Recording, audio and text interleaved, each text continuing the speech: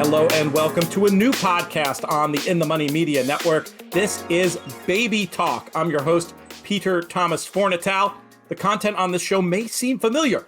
We used to do a show with this co-host called the In the Ring Pedigree Podcast. That has more than ably been taken over and developed by Acacia Courtney. But Acacia, while she's covering the breeding and sales part of the industry and certainly will be touching on two-year-olds and two-year-old racing, we wanted another format to dive deeper into that. Our friends at Gainesway Farm have been kind enough to sponsor it. And with that in mind, we will bring in from Gainesway a man that you're probably familiar with from the fine work he's done on this network in the past, Sean Tugel. Sean, how are things?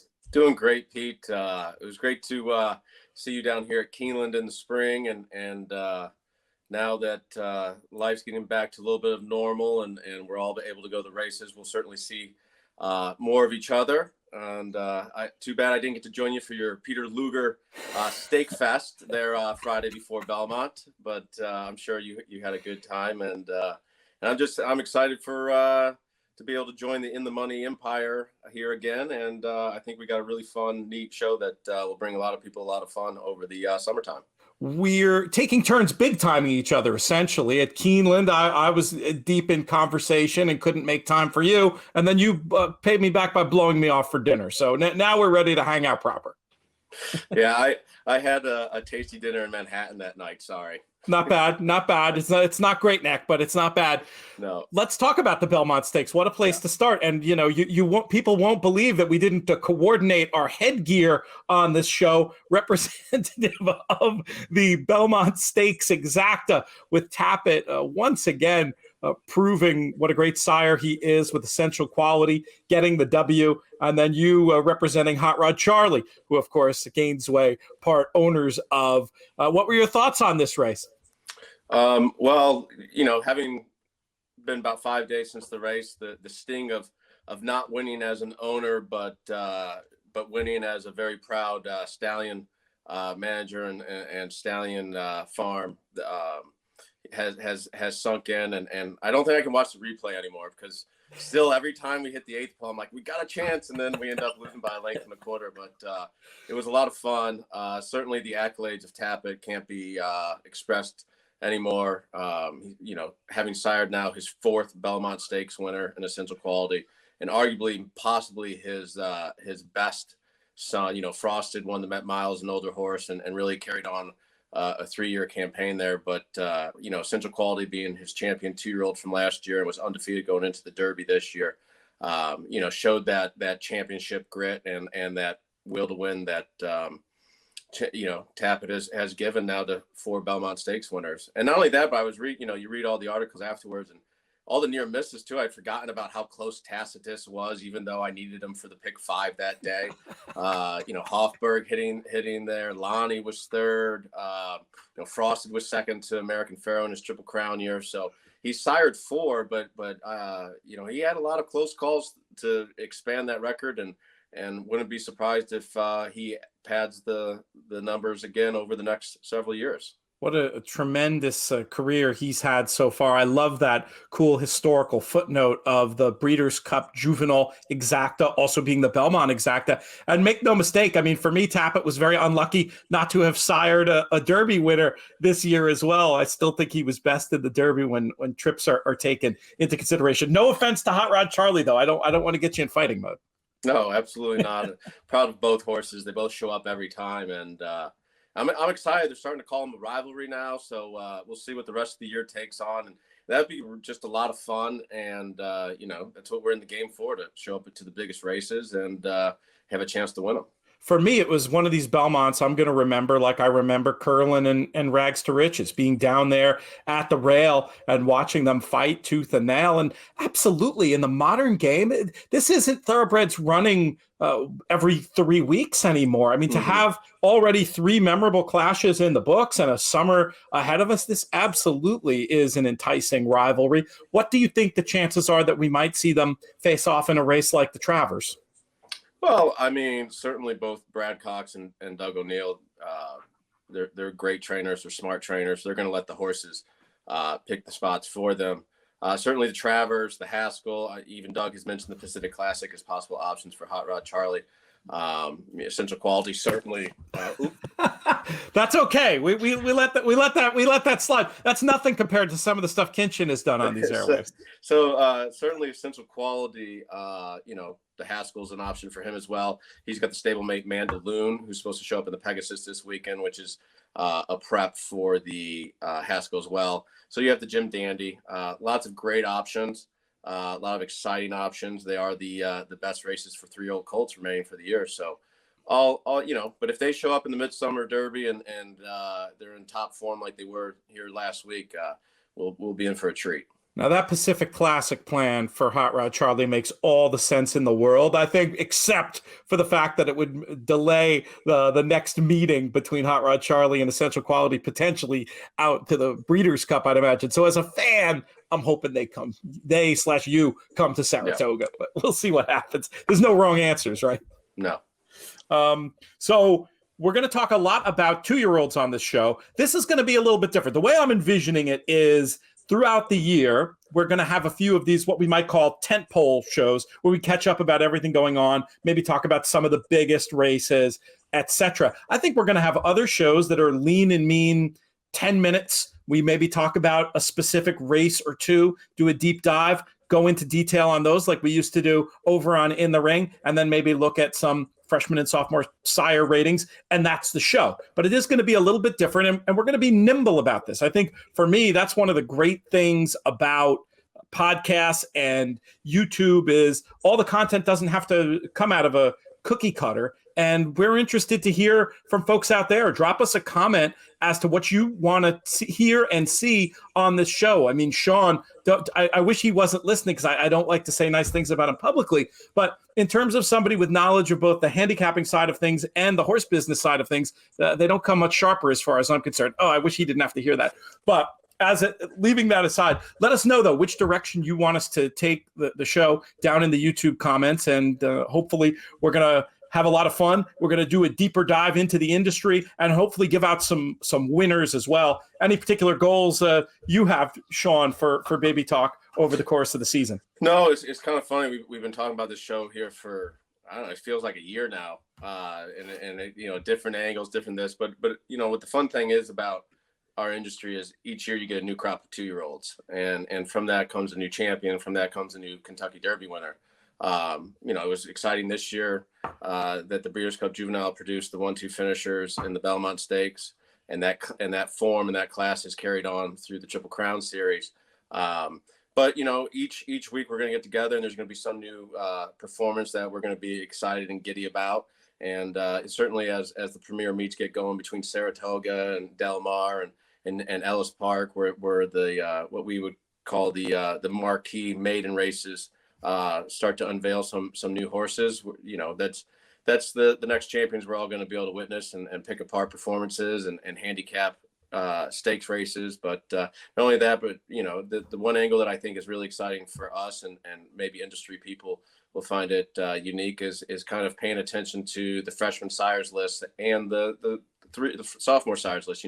Sires that are young and up and coming and maybe getting ready to explode in certain ways. And racing and breeding, they all intertwine, and it's fun to be able to talk about both of them. You mentioned the freshman sires list. I've just shared on screen from our friends over at the Blood Horse, bloodhorse.com, their rankings. And of course, we've seen some 2-year-old racing already this year. What has stood out the most to you as we look over this list? Well, the leading horse he actually stood in Europe first 3 years and has 6 winners. Caravaggio is now standing here at Coolmore America this year. So he's actually our leading freshman sire here in the United States. But then you got you got the list pulled up right there, and we get to see the first runners of Gun Runner, the first runners of Practical Joke, Connect, Classic Empire. Unified has been a horse that has made a lot of noise so far in the sales ranks. You've got horses like Midnight Storm, who's making some waves in the sales ranks. But those are horses I remember as racehorses and the brilliant performances they had. I think Practical Joke, when he won the I don't know if it was still called the King's Bishop when he won it, or if it had been renamed the Allen Jerkins at that point. But that was when he had cut back from running in the Haskell and the 2-turn races of the Triple Crown, and just exploded down the lane and showed his true brilliance there around one turn. But I'm excited to see his 2-year-olds. So these young stallions that get to now produce their offspring are always exciting to see who might be our next great sires. And they've gotten off to a good start already. Practical Joke, we had the Gainesway and Rapoli stables, and St. Elias had TD and Rising Star there, the first race of the day on Belmont Day. And Wit, trained by soon to be inducted Hall of Famer Todd Pletcher, overcame many obstacles to prevail in that race. So we're very excited about that horse. He's by Practical Joke. It doesn't look like a horse that's going to be limited to a one-turn future. So certainly we're excited ourselves in owning some of these freshman sires, 2-year-olds. Yeah, it's not a bad position to be in. What, as a horse player, how early is too early to start looking at these numbers and saying, hey, wow, these gun runner babies seem like they're really fast. I'm going to make sure to include all the gun runners in my bets. Is at what point do you start pivoting and making decisions based on those stats we were just looking at? Well, I mean, I don't think it's ever too early to use pedigree as a handicapping tool. But, the one thing, I was kind of actually looking at some gun runners the other day, and so far, I think he's had 5 starters or 6 starters. They've all hit the board so far. So they're competitive. He's had 2 winners. But the funny enough thing is I remember Gun Runner being a horse that could never stand up on an off going, but yet he's now had 2 winners on off going so far early on. So that's something, whether it means anything or nothing, certainly those are little tidbits that you can kind of store away on your note cards.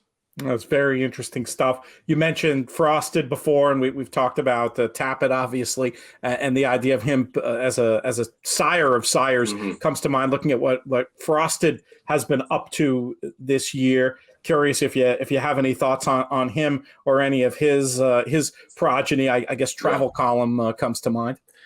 He's a horse, as the calendar was turning, definitely stood out. We bred some mares to him. And you look at now the third crop sire list and the second crop sire list, and they're both led by Sons of Tappet. You have Constitution, who's leading third crop sire. You have Frost, who's leading second crop sire, basically just behind Protonico, but we'll see what happens with the Derby earnings there.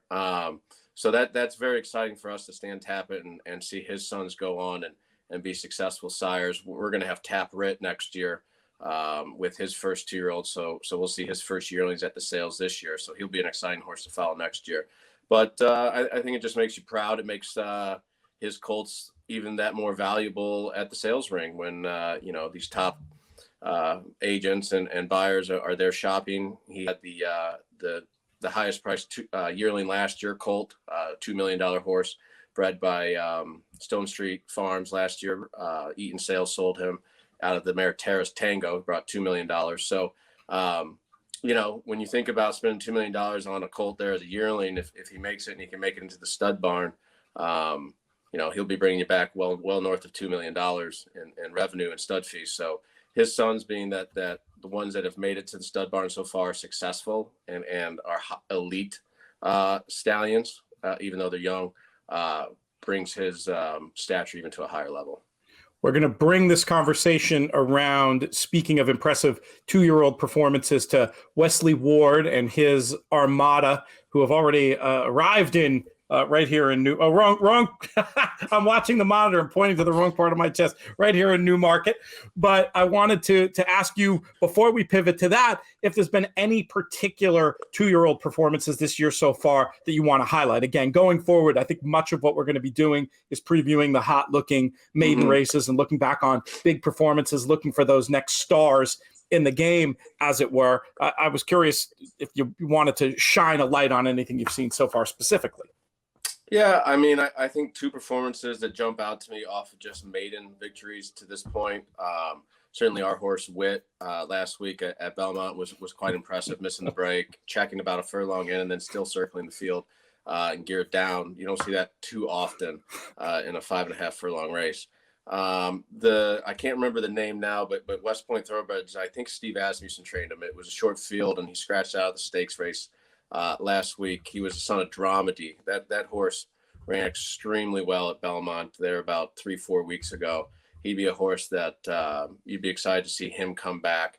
And then you brought up the Wesley Ward contingent. You always see him certainly unveil them early.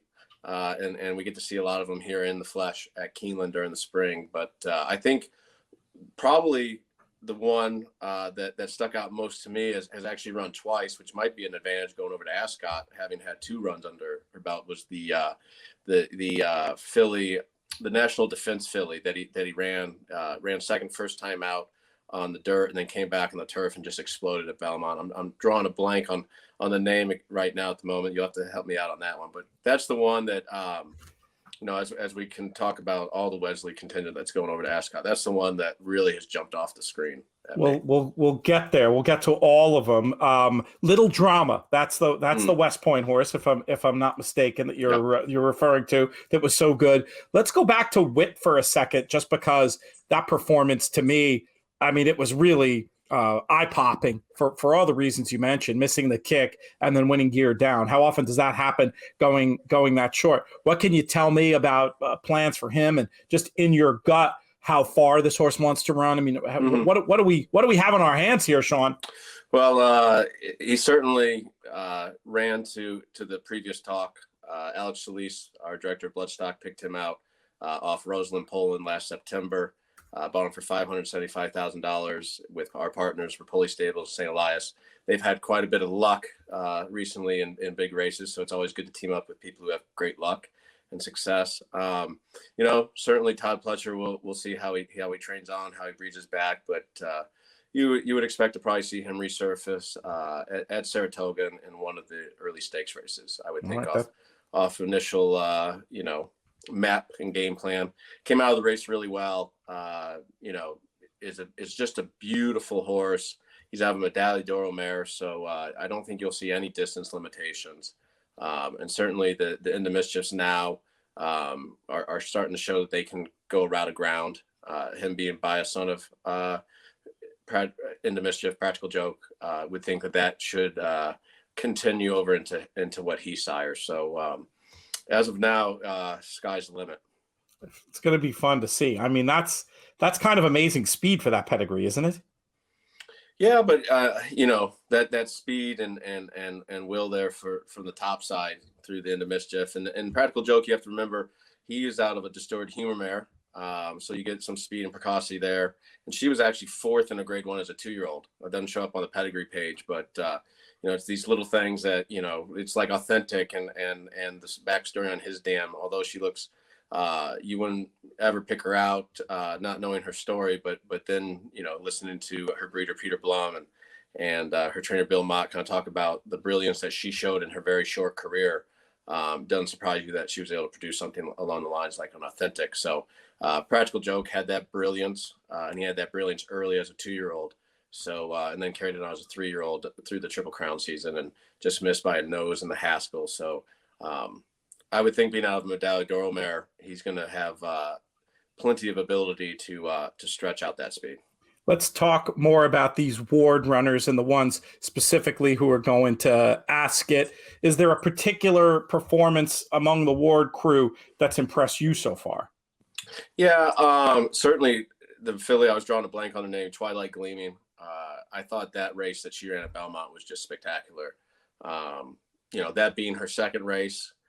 So she did have the one under her belt. She ran second there, but that was a spectacular race. I would think that she has every right to be very competitive over there.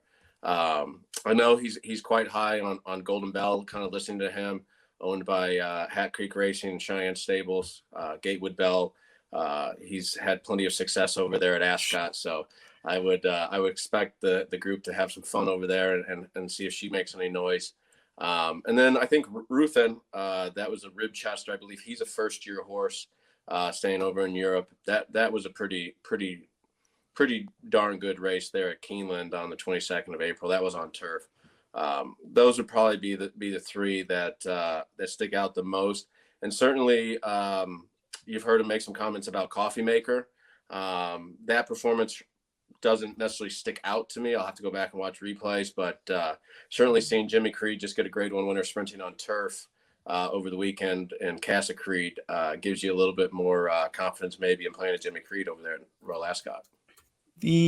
There's an old expression that I'll modify for the purpose of podcasting, which is that good artists borrow, or good podcasters in this case borrow, great podcasters steal.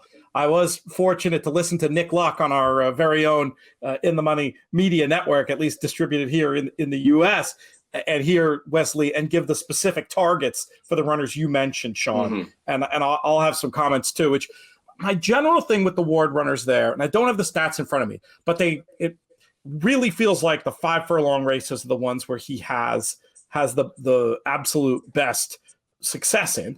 And with that in mind, I feel like there's definitely some sort of preference from the team when they're going to one of those races. The one he's had the most success in, the Queen Mary, that's the one where Twilight Gleaming is meant to show up. And I've seen private figure makers give her numbers that, while they don't match the heights of, Lady Aurelia, what she earned before heading over there, they're major league speed figures. I think Twilight Gleaming goes with an absolutely huge chance, and I'm eager to call some friends over there and see what's going on with the bookies, because I think Twilight Gleaming feels like one who could absolutely steam in that spot. Some other ones he mentioned, Ruthin, who was so impressive to me visually at Keeneland, Windsor Castle, another 5 furlong race. I know Ruthin and Twilight Gleaming, according to Wesley, worked pretty close to heads up, with Twilight Gleaming going just the better. And his thought was to separate them thusly, with Twilight Gleaming going to the slightly more prestigious target. Not that there are unprestigious targets when you're talking about a meet like Royal Ascot. Yeah. What do you think of Ruthin? Were you as impressed by that effort as I was? I was. She did not disappoint, that's for sure. The other thing to take into account about the Ward runners, that, as you look at Wesley, over the years and what he's taken in years past, and now figuring out his routine and everything is now he's coming in with Eurobreds that are bred to run there at Royal Ascot. So now he puts the Ward speed into him and into his program. Now he's coming over with like pedigrees. So that's something I think that should be really interesting to see how that plays out. Again, both those were picked out overseas, brought here for their early starts, and then we'll go back. And, he puts that, they pop out of the gates pretty quick, and sometimes that's the winning move over there. So certainly that makes sense why the 5 furlong races for him have been a little bit more winnable. But certainly he goes over and fires every bullet. I know that much. He takes his chances. Here's the other thing that's very much to his credit this year that could be a tell the statistics to shut up type of thing when I'm talking about the trouble he's had going longer than 5. That's the way the ground looks like it's coming, because it looks like we might get proper like USA style ground like we had a few years ago over there. And that could make it a lot easier for these speedy types, especially with that new blood that you described, to go ahead and stay the 6. Another who's running 5 that I'm really interested in, supposedly running the 5 of the Norfolk, is Nakatomi. That was the one before we saw what Twilight Gleaming did. And again, looking at some private figure makers, Nakatomi was the one I was the most interested in. So I was very happy to see a 5 furlong target for Nakatomi. We also learned on Nick's show that Coffee Maker would be likely going to the Coventry against the boys, and Golden Bell for the Albany, both the Coventry and the Albany being 6 furlong races. So I'm sure there'll be a lot more news. If you're an American who's interested in Ascot, we're going to have a ton of coverage next week. I'm going to do a show for every day. We're going to have Nick Luck on the early week show, giving a preview of all 5 days and what he's most looking forward to. And then, of course, you got to be checking out Nick Luck Daily. He's going to be absolutely crushing the coverage, and he'll be part of the NBC coverage of Ascot as well. If you're an American and you've never followed English racing before, this is a great time to do it. There's going to be tons of coverage, and I mean, for me, Sean, I know we got to hang out there a couple of years ago. It's some of the greatest racing in the world, as far as I'm concerned. Yeah, it's. I was lucky enough to be able to attend. Lucky enough to have you guide me through the different areas, and the sing along was a special thing. But, even though we can't carry a tune, but it was. It's everything they describe it to be. It is special. Everyday racing can't be like that, but it's how many times do you get to be within feet of a monarch coming in on a drawn carriage to ending the day with who knows what the hell we were singing. But it was a great day. It's truly a festival. It's a pretty special place. It's not bad at all. Land of hope and glory. So many of those great. It starts with the silly pop tunes, and then they get into the heavy, like uber. There was certainly English no songs. Lee Greenwood. I know that much. Lee Greenwood might have gotten you kicked out of there, pal. But what I still really want to know, Sean, is who did you mug to get that fancy name tag? Oh, yeah. Take the fifth on that one. That's fair. Absolutely. That's fair. I'd like to have the other. I'd like to. You can't give up your sources if you want to be able to get the same in return. So. Well, it hurts my heart not to be there this year, but we're going to be watching the whole thing. And we're going to be back soon with another episode of Baby Talk. We'll be next time. I'm pretty sure we'll be diving into some races, doing some handicapping. I can't wait. Sean Tugel, thank you so much. Any closing thought for the viewers and listeners? No, just looking forward to the new show, looking forward to all these new 2-year-olds, and looking forward to hearing what people would like to hear us talk about. We certainly would like to be led by the viewers, the listeners, and we kind of get stuck into what we like and what we like to talk about, but there's a lot to discuss. So happy to go down any road. Drop that in the comments. Holler at me at Looms Boldly on Twitter. Please subscribe to our YouTube channel. Subscribe to the In the Money media feed on iTunes or wherever you get your podcast. For Sean Tugel, for producer Craig, I'm Peter Thomas Fornatal. May the hammer drop your way.